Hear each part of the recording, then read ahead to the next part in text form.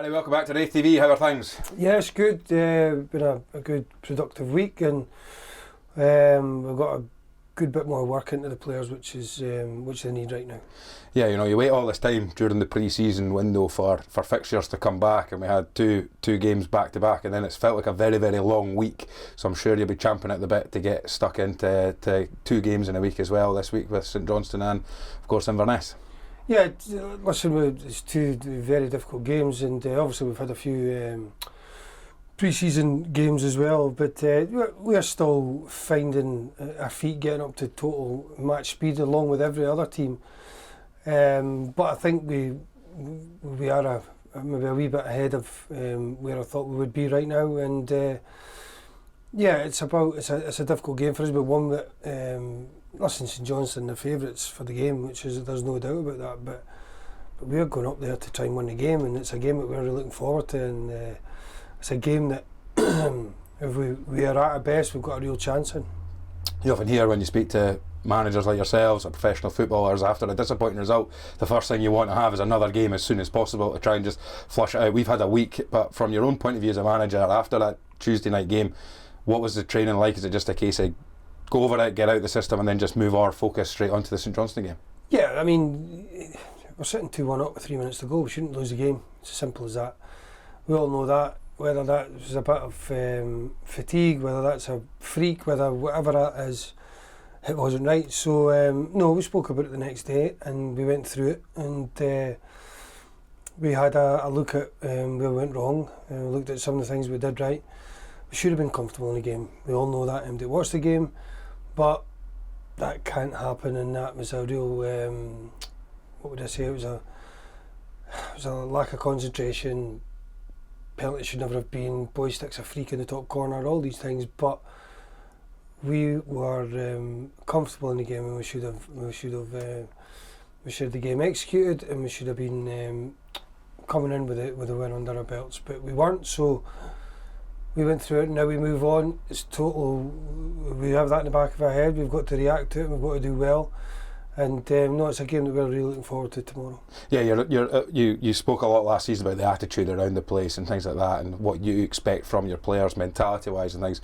When you're coming back into training, how important is it to have, it's one side of it, everyone's got to be aware of what happened, but the other side is trying to keep spirits high as well. So trying to put it to back of mind, as you've said, not forget about it, but also, you want the players to be happy coming back into their work and being focused and being looking forward to the big challenges ahead as well. Yeah, I think the biggest thing for me is don't have your face tripping you're walking in the door. You're here to work. That you can't change the past, but you can influence the future. So that's what I said to the players. You've got to. I'm not having them to sitting moping about, having excuses.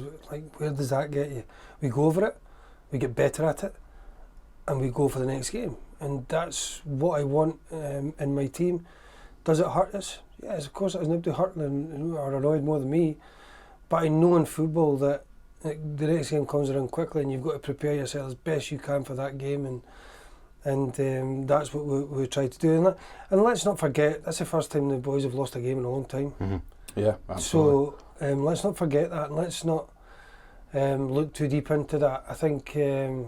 And that's why it became a bit of a surprise, because yes, we should have taken care of the game, but East Kilbride are a very heavy paid team with some very good players, but that's irrelevant to us. We should have taken care of the game.